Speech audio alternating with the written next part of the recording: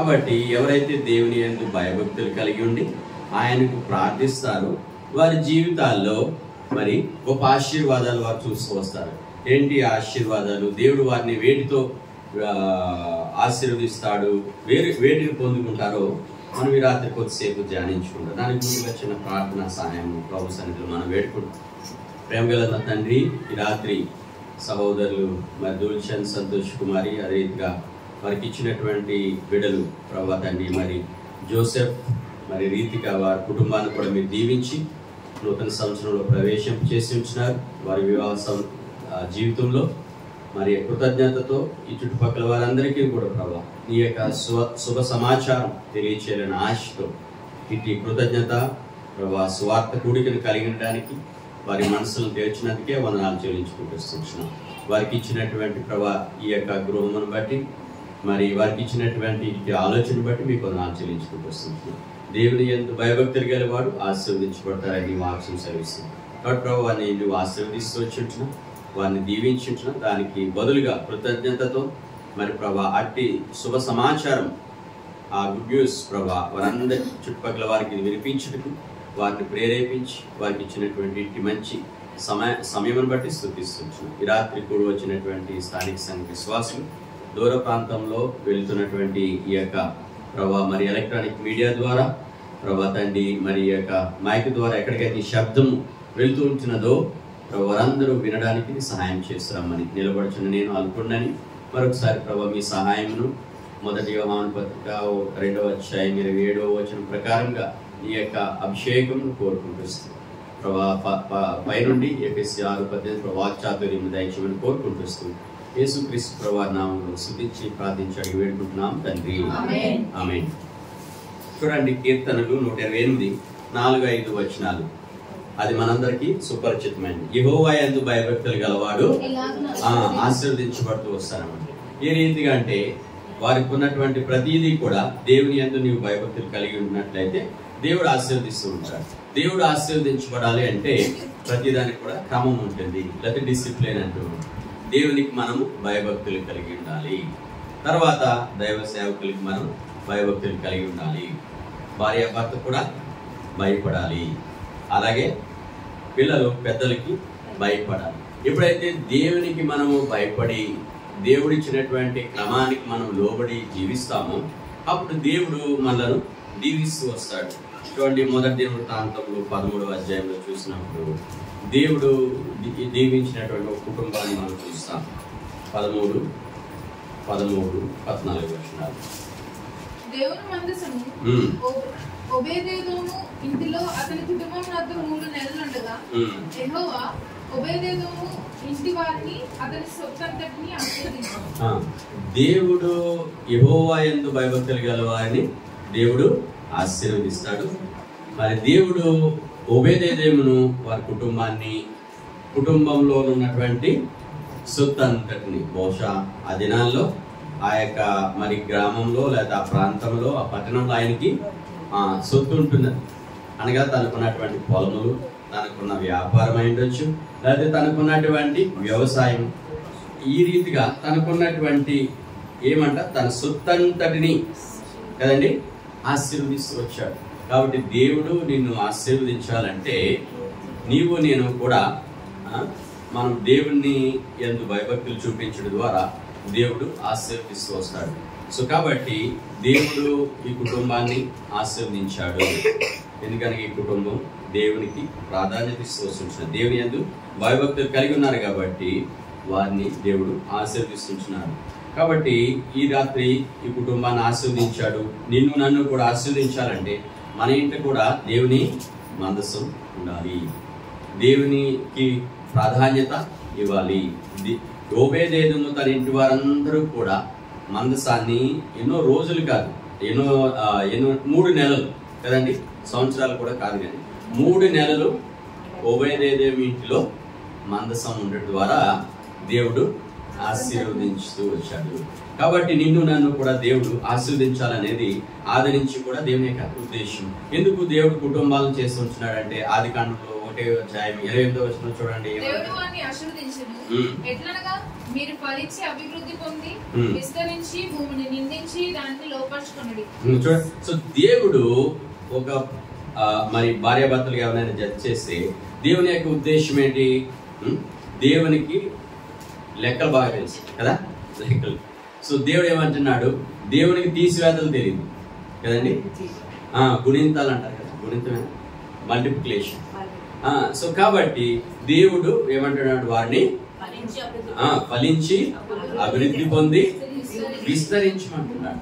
So కాబట్టి మన జీవితాల్లో దేవుని యందు భయభక్తులు కలిగి ఉండటం ద్వారా మనము దేవుని కొరకు ఫలించి అభివృద్ధి పొంది విస్తరించాలని దేవుని యొక్క ఉద్దేశమైంచినది.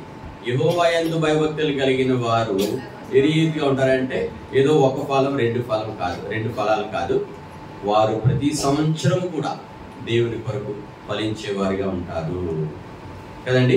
కీర్తనలు 1:3 మనకు తెలుసు కదా, ఏమంటుంది, నీటి కాలువ ఎర్రన నాటబడినదే ఆకు వాడక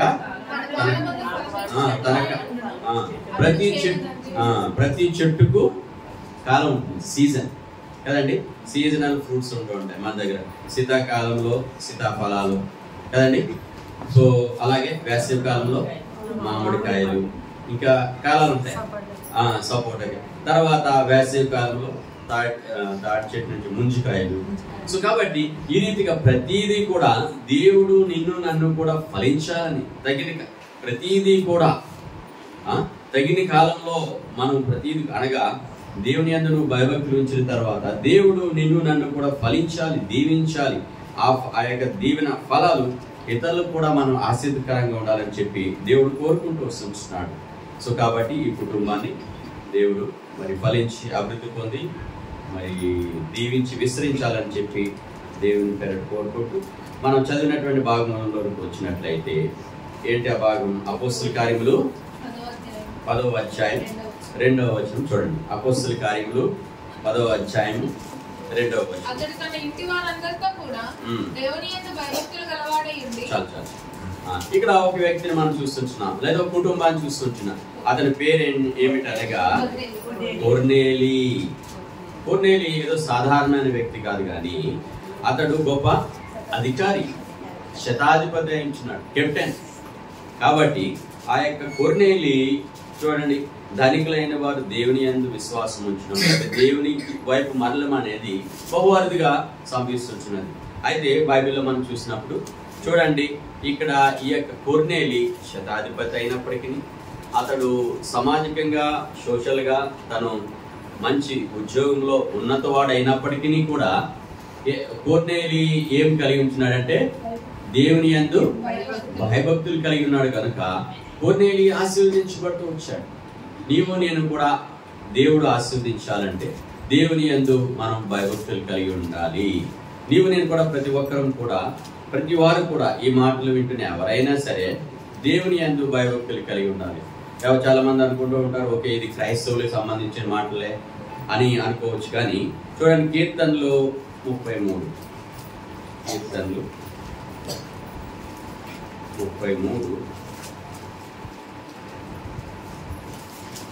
8వ వచనం. దేవుని యందు ఎవరు భయభక్తులు కలిగి ఉండాలి అంటే కేవలము ఒక శాఖకు చెందినవారు, లేకపోతే ఒక తెగకు చెందినవారు, లేకపోతే ఒక మతానికి లేదా ఒక గుంపుకు చెందిన వారు కాదు. దేవుని యందు భయభక్తులు కలిగి ఉండవలసింది ఈ మన యొక్క దేవుని యందు భయభక్తులు ఎవరు కలిగి ఉండాలంట?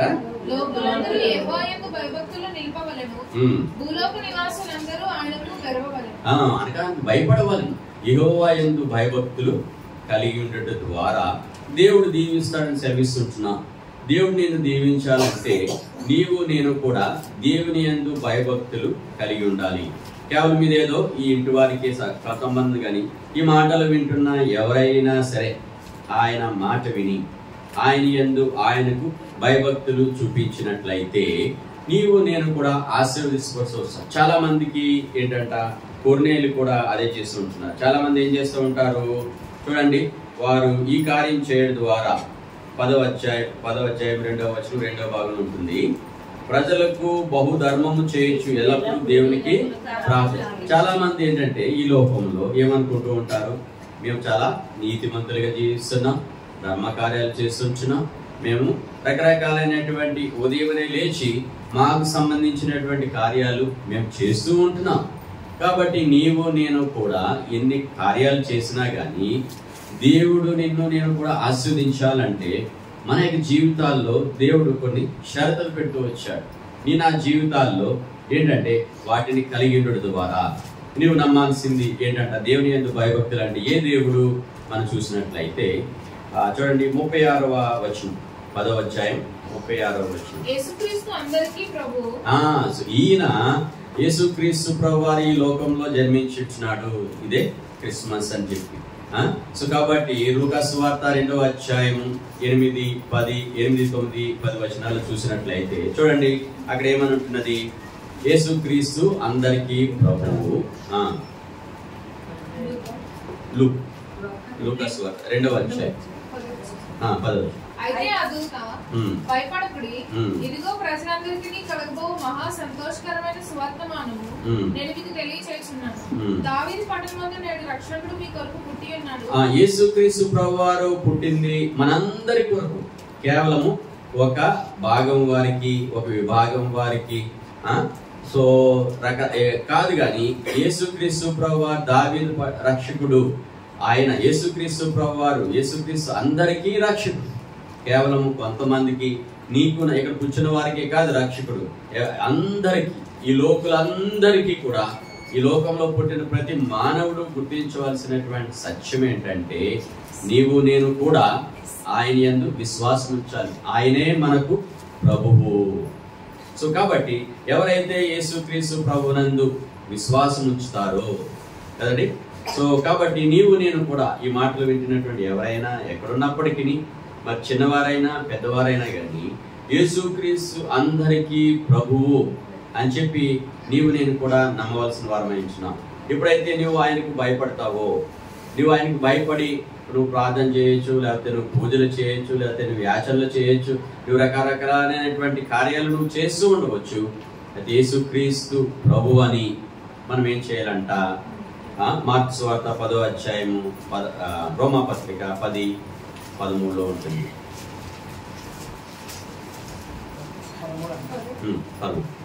ఎందుకనగా ప్రభు నామమును బట్టి ప్రార్థన చేయవాడు ఎవడో వాడు రక్షింపవాడు. వారు విశ్వసింపని వారికి ఎట్లు ప్రార్థన చేయుదురు, వినని వారిని ఎట్లు విశ్వసించుదురు, ప్రకటించి వాడు లేకపోతే. అదేమనగా యేసు ప్రభువుని నోటితో ఒప్పుకొని దేవుడు మృతుల నుండి ఆయన లేపనని నీ హృదయమందు విశ్వసించిన యెడల నీవు రక్షింపబడుదువు. సో కాబట్టి యేసుక్రీస్తు అందరికీ ప్రభువు కాబట్టి మనము ఏ విధంగా ఉన్నా జీవిస్తున్నప్పటికీ కూడా యేసుక్రీస్తు అందరికీ ప్రభువు అని ఏం చేయాలంటే నీ నోటితో ఒప్పుకొని నీ హృదయమందు దేవుని యందు విశ్వసించిన యెడల. అందుకే చూడండి అపొస్తలుల కార్యములు 10వ అధ్యాయము 43వ వచనం. అపొస్తలుల కార్యములు చూడండి, కొర్నేలి దేవుని యందు భయభక్తులు కలిగి ఉండి ధర్మకార్యాలు చేస్తూ ప్రార్థనలు చేస్తున్నా అది అతనికి రక్షణ ఇవ్వలేవు. అయితే అతను ఏం చేయాలి? కొర్నేలికి చెప్పబడుతూ వచ్చింది వర్తమానము. కొర్నేలి, నీవు యేసుక్రీస్తు ప్రభువు నీకన్ను ఒప్పుకోవాలి, ఈ సత్యం నువ్వు గుర్తించాలి, ఈ మాట సత్యమైనది, యథార్థమైనది. కాబట్టి నీ ధర్మ కార్యాలు నిన్ను రక్షించలేవు, నువ్వు చేస్తున్నటువంటి కార్యాలు లేదా నీ భక్తి జీవితము నిన్ను రక్షింపజాలదు. యేసుక్రీస్తు అందరికీ ప్రభు అని నీ హృదయమందు విశ్వసించి నీ నోటితో ఒప్పుకునే యెడల ఆయన నీకు విశ్వాసం కలుగుతుంది. విశ్వాసం ఎలాంటిది ఏంటి? భౌతిక సంబంధమైనటువంటి నీ కళ్ళతో చూసేది కాదు కదండి. సో నేను 100 రూపాయలు కాగితం తీసుకుని 100 రూపాయల నోట్ చూపించాను అనుకో, మీరందరూ ఏం చేస్తారు? నమ్ముతారు. నేను చూపించాను కాబట్టి మీరు నమ్ముతారు. నా దగ్గర 100 రూపాయలు లేవు, లేకుండా నా జేబులో 100 రూపాయలు ఉన్నాయి, నా పర్సులో 100 రూపాయలు ఉన్నాయంటే మీరు నమ్మండి అంటే కొంచెం కష్టమే కదండి. అదే విశ్వాసం కదండి. నువ్వు కనిపించినది ఏదో కదండి, నువ్వు విశ్వసించ నమ్మకము ఉంచడమే విశ్వాసం. అది ఆ వచనంలో ఏముంది? 43వ వచనం. ఆయన యందు విశ్వాసం ఉంచువాడెవడో వాడు ఆయన నామం మూలంగా పాప క్షమాపణ పొందునని. చాలు. ఎవరైతే ఆయన యందు విశ్వాసం ఉంచడం అంటే ఏంటంటే యేసుక్రీస్తు ప్రభువు, ఆయన దేవుడు, సజీవుడు. అయితే ఆయన ఎక్కడ మన దగ్గర ఇక్కడ ఏమి ఫోటోలు లేవు కదా. కానీ యేసుక్రీస్తు ప్రభు వారు మీ హృదయాల్లో ఉన్నాడు, ఈ ఇంటిలో ఉన్నాడు. యేసుక్రీస్తు ప్రభు ఈ గృహానికి కూడా ప్రభువే కదండి. యేసుక్రీస్తు అందరికీ ప్రభు, ఈ గృహానికి కూడా ప్రభువు. ఈ ఇంట్లో ఉన్న వారందరికీ కూడా ఆయన ప్రభువు. ఆయన ద్వారా ఈ ఇంటిలోని వారందరూ ఏమి లభించింది, వారు ఏం పొందుకుని ఉంటున్నారు, ఎలాగో ఆశీర్వదించబడుతూ వచ్చి ఉంటున్నారంటే చూడండి, ఆయన నామం యెహోవా యందు భయభక్తులు కలిగిన వాడు ఇలాగూ ఆశీర్వదించబడుదాకా. మరి ఏ రీతిగా ఆశీర్వదించబడుతూ వస్తారంటే చూడండి, ఆయన యందు విశ్వాసం ఉంచేవాడు ఎవడో ఆయన నామం మూలముగా నెంబర్ 1 ఏంటి, పాప క్షమాపణ దొరికినది. నీ పాపములు క్షమించబడడం అనేది గొప్ప భాగ్యం. అందుకే కీర్తనకారుడు 32వ కీర్తన 1వ వచనం చూడండి ఏమంటుంది.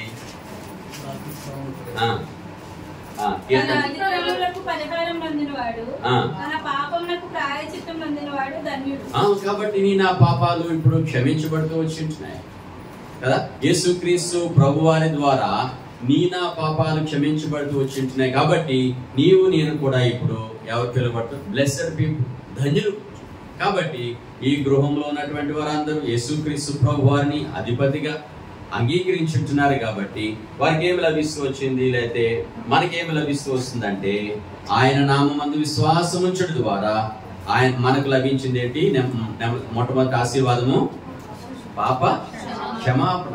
ఎవరికి అయితే పాపాలు క్షమించబడుతూ వచ్చాయో వారికి దేవుడు ఇదే ఆశీర్వాదం కదా. ఈ ప్రాయశ్చిత్తం నొందినవాడు కీర్తన 32 ప్రకారం తన పాపమునకు ప్రాయశ్చిత్తం నొందినవాడు ధన్యుడు. మీరు ధన్యులు, మనం ధన్యులు. ఎవరైతే ఈ కార్యం చేసి ఉంటున్నారో వారందరూ కూడా ధన్యులు. కాబట్టి ఇదే ఆశీర్వాదము నీకు నాకు కూడా దేవుడిస్తూ వచ్చాడు. కొర్నేలి ఇంటి వారికి అట్టి ఆశీర్వాదం ఇచ్చి ఉంటున్నాడు. కాబట్టి ఈ భూమి మీద చూడండి, మార్కు సువార్త 2వ అధ్యాయం 10వ వచనంలో ఇది పాపములు క్షమించుటకు భూమి మీద మనిషి కుమారునికి అధికారం కలదని మీరు తెలుసుకోవాలని వారితో చెప్పారు. సో కాబట్టి ఈ భూమి మీద పాపములను క్షమించుటకు యేసుక్రీస్తు ప్రభువారు ఈ లోకానికి వచ్చాడు కదండి. ఈ లోకంలో జన్మించింది ఎందుకంటే మనందరి పాపములను క్షమించుట కొరకు ఆయన ఈ భూమి మీద జన్మించుంటున్నాడు. అందుకే ఆయనకు మత్తయి సువార్త 1వ అధ్యాయం 21వ వచనంలో ఏమని ఉంటున్నది, కుమారుని కనును తన ప్రజలను వారి పాపముల నుండి ఆయనే రక్షించును కనుక ఆయనకు యేసు అని పేరు పెట్టింది. యేసు అనగా ఏంటి, తన పాపముల నుండి కదండి, తన ప్రజలను వారి పాపముల నుండి రక్షించును గనుక ఆయనకు యేసు పేరు పెట్టారు. సో కాబట్టి యేసుక్రీస్తు ప్రభు వారికి పాపములు క్షమించే అధికారం కలదు. కాబట్టి యేసుక్రీస్తుని ఎవరైతే రక్షకుడిగా అంగీకరిస్తాడో ఆయన వారికి ప్రభువుగా ఉంటాడు, వారి పాపములన్నీ కూడా క్షమిస్తాడు. ఇది గొప్ప ఆశీర్వాదం. ఈ లోకంలో జీవిస్తున్నటువంటి మనకు ఇది ఆయన యందు భయభక్తులు కలిగిన వారికి మనకి ఆయన మన పాపములను క్షమిస్తున్నాడు. చూడండి అపోస్తలుల కార్యములు 10వ అధ్యాయం ఇంకా ఏమంటున్నాడు అక్కడ చూసినట్లయితే, రెండవదిగా ఆయన యందు విశ్వాసం ఉంచువాడెవడో ఆయన మూలముగా పాప క్షమాపణ పొందు. మొట్టమొదటిగా ఈ పాప క్షమాపణ నీకు నాకు కూడా ఆవశ్యమైనది. ఆయన యందు భయభక్తులు ఉంచుట ద్వారా మనమందరం కూడా పాప క్షమాపణను పొందుకుంటాం. సో కాబట్టి దేవుడు చూడండి ఆ దినాల్లో అయితే చూచి చూడనట్లుండెను. అపోస్తలుల కార్యములు 17వ అధ్యాయం 30వ వచనంలో ఏమంటుంది, అజ్ఞాన కాలమున దేవుడు చూచి చూడనట్టుగా ఉండెను, ఇప్పుడైతే అంతటను అందరూ మారుమనసు పొందాలని మనుషులకు ఆజ్ఞాపించారు. సో కాబట్టి నీ నా పాపములు క్షమించుట ద్వారా నీ నా జీవితాల్లో దేవుడు నీకు నాకు ఇచ్చేటువంటి రెండవ ఆశీర్వాదం ఏమంటే మారుమనసు. ఇది మీరందరూ కూడా కలిగి ఉంటున్నారు. ఇంకెవరైనా పొందకపోతే ఇదొక గొప్ప తరుణము. ఇదే ఏంటంటే నీవు పాపములు క్షమించబడడం ద్వారా నీ మనస్సు మారుతుంది, మారు మనస్సు పొందుతావు. కాబట్టి నీ జీవితము మారుతుంది. అందుకే మత్తయి సువార్త 3వ అధ్యాయం 7వ వచనంలో ఏముంటుంది చూడండి, మారు మనసుకు తగిన. కాబట్టి నీ నా జీవితాల్లో ఎప్పుడైతే మనము యేసుక్రీస్తు ప్రభు అని ఆయనని ఆ నోటితో ఒప్పుకొని నీ హృదయమందు విశ్వసిస్తావో నీకు పాప క్షమాపణ లభించింది. ఆ తర్వాత నీకేం లభిస్తుందట, మారు మనస్సు. సో కాబట్టి మారు మనస్సు అనేది ఇది నీ వల్ల, నీ క్రియల వలన కలగదు, నువ్వేది కూడా మార్చుకోలేవు. కాబట్టి నీ వలన నా వలన కూడా మనం ఏది కూడా అలవాట్లు మార్చుకోలేము. పిల్లలు మొబైల్ చూడొద్దంటే చూడమానేస్తారా? కొట్టండి, తిట్టండి, దెబ్బలు తింటున్నారు కానీ మానరు. కాబట్టి అది మారాలంటే మనం వారికి ఏం కావాలి? ఇప్పుడు పిల్లలకి మారు మనసు కోసం ప్రార్థించాలి కదండి. సో కాబట్టి వారి యొక్క జీవితాల్లో మారు మనసు దేవుడే కార్యం చేయాలి. నీ వలన నా వలన ఎవరిని కూడా మనం మార్చలేము. కాబట్టి వారు మారాలంటే వారి పాపాలు ముందుగా క్షమించబడాలి.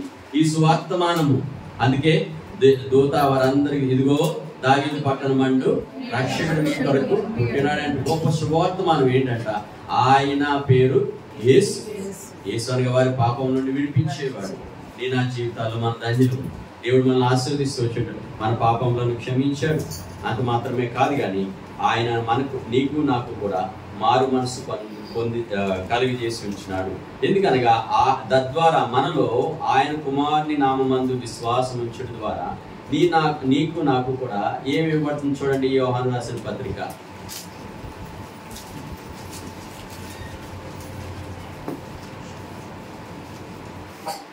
4:15 యేసు దేవుని కుమారుడని ఎవడో ఒప్పుకున్నాడు, వానిలో దేవుడు నిలిచి ఉన్నాడు. చాలు. సో కాబట్టి నీవు నేను కూడా యేసుక్రీస్తు ప్రభువారు దేవుని కుమారుడు, దేవుడు ఆయన పంపినని నీవు నేను కూడా విశ్వాసం ఇచ్చి ఉంటున్నాం.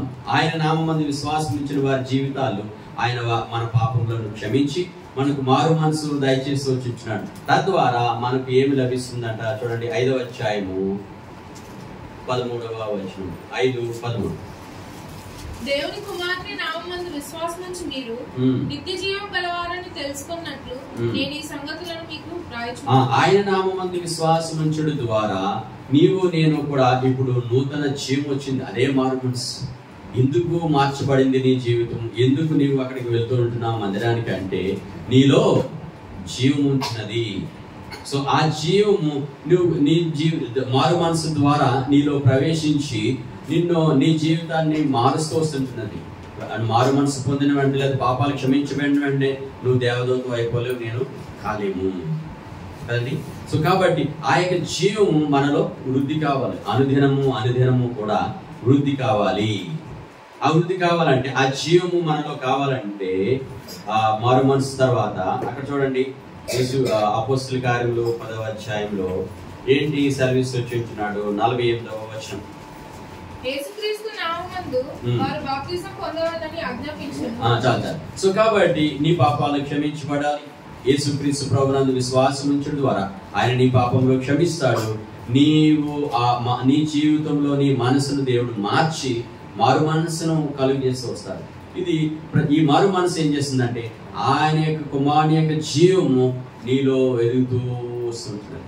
ఆయన యొక్క జీవము నీకు దేవుడు వృద్ధి చేస్తూ వస్తాడు, ఆశీర్వదిస్తూ వస్తాడు. కాబట్టి నీ యొక్క జీవితంలో నువ్వు చేస్తున్నటువంటి ప్రతిదీ కూడా దేవుడు ఆశీర్వదించేవాడుగా ఉంటాడు. ఓవేదేమి ఇంటి వారిని దేవుడు ఆశీర్వదిస్తూ వచ్చాడు, వృద్ధి చేస్తూ వచ్చాడు. తనకున్నటువంటి వాటన్నిటిని చేస్తున్న ఉద్యోగం కాయన ఉండవచ్చు, లేకపోతే దేనినైనా దేవుడు ఆశీర్వదించాడు. ఏంటంటే తన యొక్క జీవితంలో దేవుని యందు భయభక్తులు కలిగి ఉండి ఆయన నామమందు విశ్వాసం ఉంచడం ద్వారా పాపాలు క్షమించబడిన వాడే మారు మనసు పొంది తద్వారా మరి తను ఆశీర్వదించబడుతూ వచ్చాడు. తద్వారా దేవుని యొక్క జీవము నీలోను నాలోను వృద్ధి కావాలి, మనం విస్తరించాలి అంటే నీకు నాకు కూడా చూడండి యేసుక్రీస్తు నామందు లేదా తండ్రి కుమార పరిశుద్ధాత్మని నామములో నీవు నేను కూడా బాప్తిసం తీసుకోవాలి.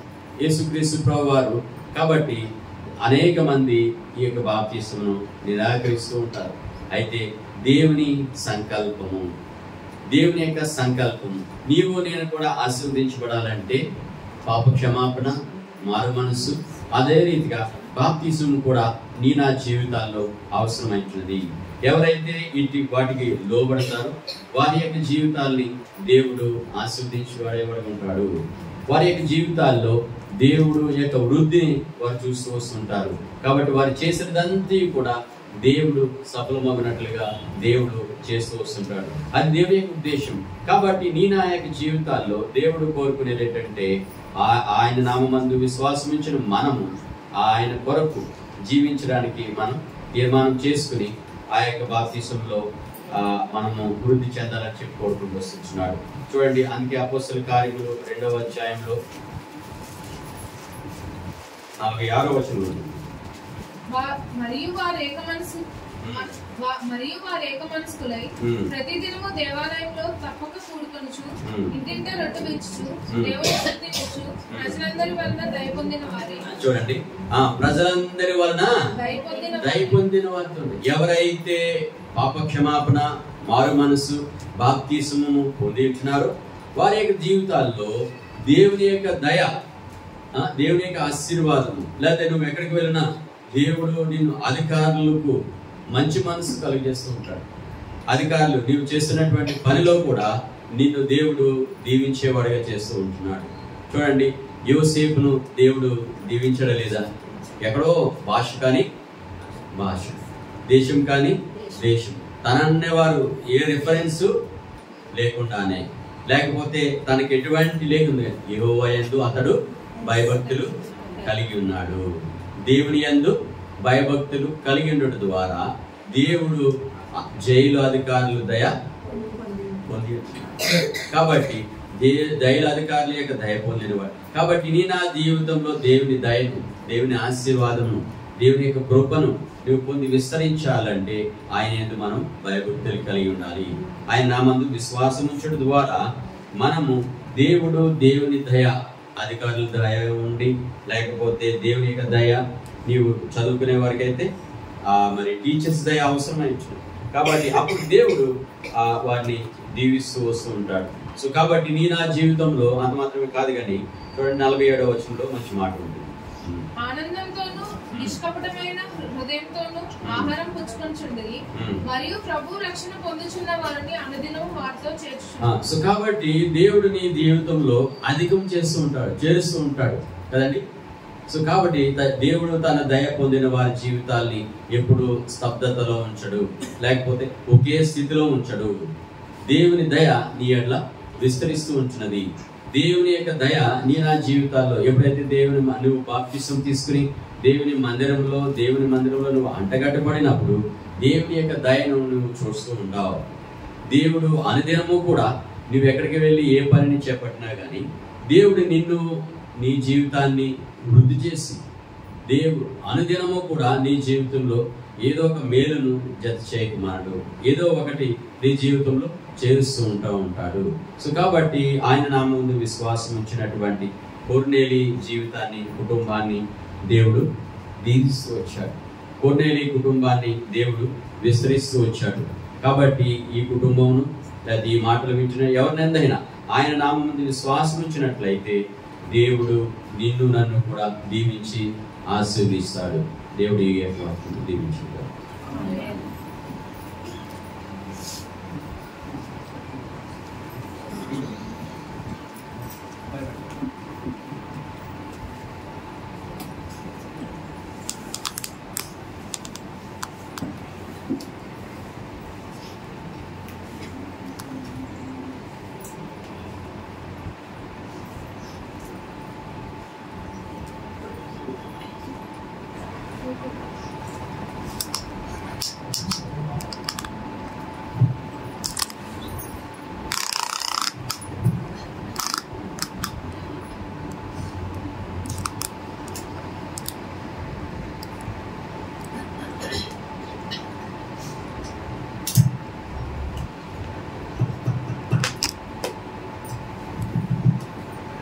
చూసినాం.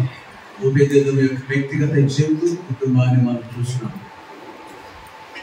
ఆస్వాదింపబడటానికి ఆ కుటుంబం మందసం ఆ యొక్క గృహంలో ఉంది.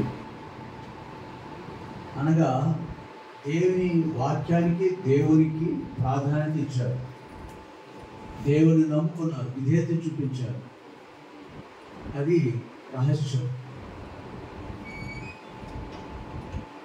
అపోస్తల కార్యాలు 10వ అధ్యాయంలో కూడా మరొక వ్యక్తిని చూస్తున్నాం. ఆయన లోకరీతిగా సామాన్యుడు కాదు, ఉన్నతుడు, శతాధిపతి, పెద్ద ఆఫీసర్. కానీ అది దానివల్ల అతను ఆశ్చర్యపడ్డట్టు ఎక్కడ బైబిల్లో లేదు. అతడు దేవుని యందు భయభక్తులు కలిగి ధర్మకార్యాలు చేసే వ్యక్తిగా, అనగా దేవుని యందు భయభక్తులు కలిగిన వాడు చెడుతనాన్ని అసహించుకుంటాడు, లోకానికి దూరం అవుతాడు. ప్రియ సహోదరి, లేఖనం ద్వారా మరొకసారి మనం ఆ వెలుగులో మనం పరీక్షించుకున్నాం. రక్షణ అనేది గొప్ప భాగ్యం. అది కేవలం ఆయన విశ్వసించి మన జీవితాలు ఒప్పుకోవడం ద్వారా. ఇది యేసు ప్రభు ఎరిగిన వారు చేస్తారు, ఎరిగిన మనము కూడా, భక్తి పరువు చెప్పుకున్న మనము కూడా వాక్యం అనే అర్థం దగ్గర మనలో మనసాక్షికి దోషారోపణ చేసే విషయాలు ఏమైనా ఉంటుంటే తిరిగి మనము దేవుని సన్నిధిలో ఒప్పుకోవాలి.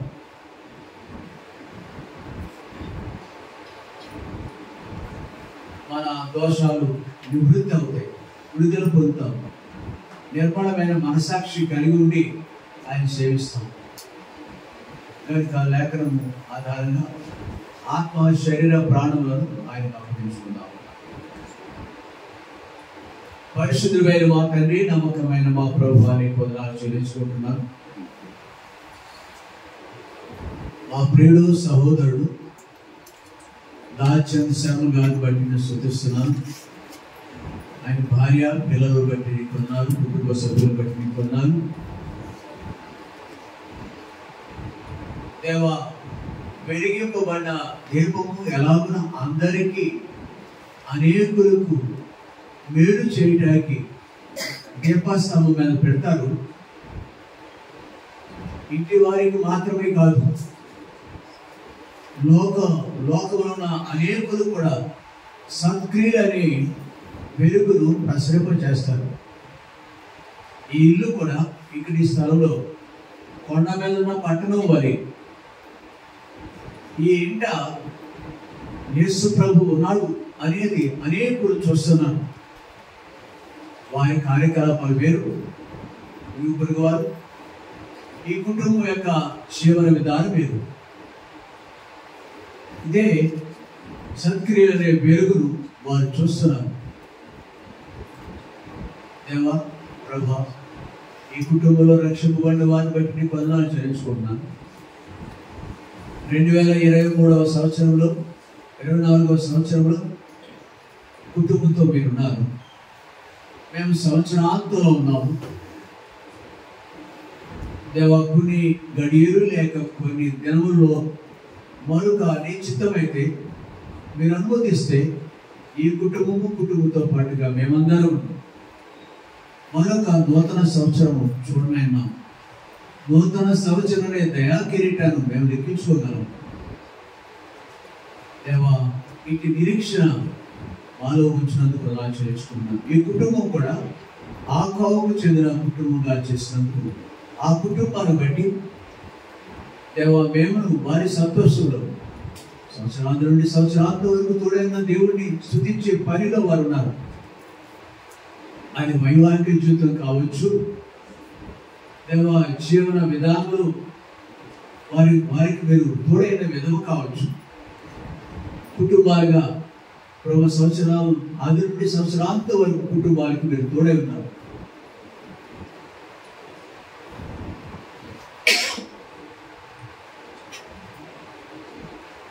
చిన్న బలహీనతలు ఎన్నో ఉన్నప్పటికీ వాటన్నింటిలో జయమర్పించే దేవుడిగా ఉన్నారు. అందుని బట్టి నేను స్తుతిస్తూ, ఈ భాగ్యం ఇంట్లో ఎవరు కలిగలేరు, ఎవరు ఈ ఆశీర్వాదాన్ని పొందలేకపోతున్నారు. ఇది భౌతికమే, భూమి మీద కొద్ది కాలమే కాదు, 20 కాదు, ఆ వ్యక్తికి ప్రభా ఆశీర్వదకరంగా ఉంటుంది. అనగా నిత్యత్వం నీతో ఉండే గొప్ప భాగ్యము. మనిషి యొక్క పుణ్యద కాలం, జీవితం యుద్ధకాలము. ఈ కొద్ది కాలం గడిచిన తర్వాత యుగయుగాలు సమాధానంతో సమాధానకర్త అద్భుతమైనటువంటి మీరు మాకు సమాధానం ఇచ్చారు. సమాధానకర్త అయిన దేవుడితో ఉండే భాగ్యం ఉన్నారు. ఈ క్రిస్మస్ సీజన్, క్రిస్మస్ ప్రభా చెప్పే సందేశం ఉంది. ప్రభా ఇంట్లో సహోదరులు అలుతేనే కార్యం చేయండి. వాటి బాలినత ఉంది దేవా, మీరు తాకండి, మీ రక్తంతో కడగండి. యేసునామం ఘనమైనది, యేసునామం బలమైనది, యేసునామం స్వస్థపరచునది అని ప్రియుడు కూడా ఇరువురికి సహాయం చేయండి. అవును దేవా, యుగ సంబంధమైన దేవత ఈ మానవ జాతి అంతటికి, ఇంకా నేను ఎరగని మా ఇళ్లలో ఉన్న వారందరికీ వృడితనం కలిగజేస్తుంది. లోకాన్ని చూస్తారు, మనుషులు చూస్తారు, బంధువులు చూస్తారు, ధనధాన్యాలు చూస్తారు, పేరు ప్రఖ్యాతులు చూస్తారు, సామాజిక వర్గాలు దేవుని కంటే ఎక్కువగా ప్రేమిస్తారు. కులము, మతాన్ని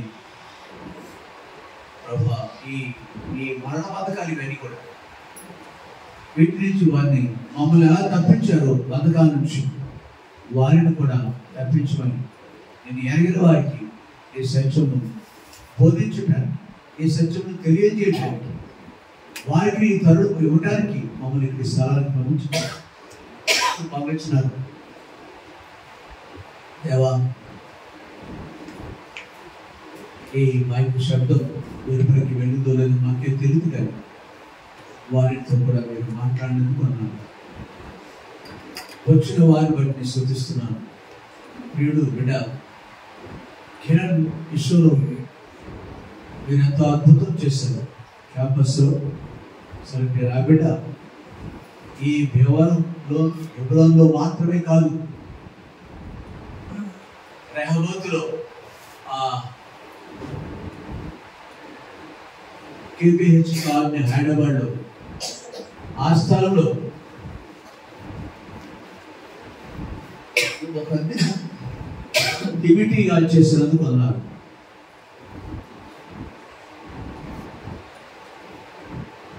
ఇంకా నువ్వు బలపరిచాడు. రైతును జ్ఞాపకం చేసుకోండి, తన భాగస్వామిని జ్ఞాపకం చేసుకుంటున్న సమయంలో ఆ దంపతులను రైతు ట్రైనింగ్ అవుతుండగా విజయవాడలో కోచింగ్ తీసుకుంటుండగా దేవా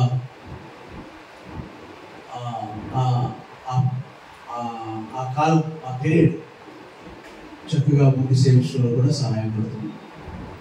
నాకు విజయవాడ ఇటు భీమవరం కుటుంబం దగ్గరికి మాటికి రావడం వెళ్ళటం అనేది జరుగుతుంది. నాకు పక్కన ఎంతవరకు మీరు తోడే ఉన్నారు. మిగిలిన కాలం సహితం దేవా నీకు అంగీకారంగా, నీకు బహుమానంగా వారికి దేవుని కార్య క్షేమని మొదలుపెడుతున్నాను.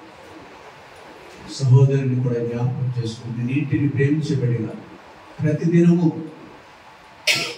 నీ ఇంటిలో కనిపిస్తూ పరిచర్యలో, ప్రతిదిన పరిచర్యలో ప్రార్థనా పరిచర్య, దేవా సువార్త పరిచర్య ఇలాంటి వాటిలో ఎంతో చురుకుగా పాల్పొందే సహోదరుని బయట కూడా నేను ఆచరించుకుంటున్నాను. అలాంటి వారు ఇంకా కొందరు మందిరంలో ఉన్నారు. మరికొందరు ఇంకా మరికొందరిని లేవనెత్తండి. రాగలిగిన వారందరిని బట్టి శుద్ధిస్తున్నాం. పేరు పేరు చెప్పిన ఒక్కొక్కరిని దీవించండి. వచ్చి వారు తోట నుంచి వచ్చారు, కటార నగర్ నుంచి వచ్చారు, ఇంకా మిగిలిన ప్రాంతం ఎక్కడెక్కడి నుంచి వచ్చారు, మందిర సమీపం నుండి వచ్చారు. వచ్చిన వారందరిని బట్టి మీకు ఒక్కొక్కరిని దీవించారు. ముఖ్యంగా కుటుంబాన్ని జ్ఞాపకం చేసుకోండి. వెతుబడ్డ వాక్యాన్ని ఏంటంటే త్వరపరిచేయండి. అంతా మహిమ ప్రభావాలు ఆరోపించుకుంటూ నిశ్చితమైతే రేపు శనివారం నాడు మేము సాయంకాలం 6:30 గంటలకి రాయలు వెళ్ళాలి. సోదరు స్టీఫెన్ కుటుంబం అనాకోడ నుంచి భీమవరంలో ఉన్న రాయలని తీసుకొచ్చాడు.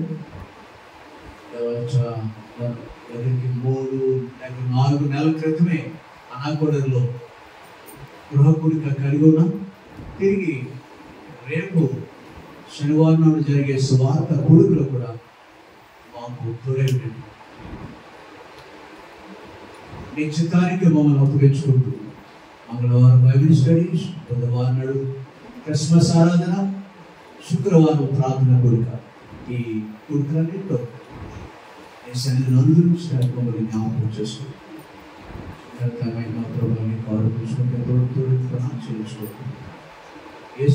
స్తుతించి ప్రార్థించి వేడుకుంటున్నాం. తండ్రి అయిన దేవుని ప్రేమ, కుమారుడైన యేసుక్రీస్తు వారి యొక్క కృప, పరిశుద్ధాత్మ యొక్క అన్యోన్య సహవాసం సదాకాలం చేరున్న ఆయన యందు భయభక్తులు కలిగి నడుచుకుంటున్నాం. ఇప్పుడు మనం తోడై నడిపించుకుంటాం.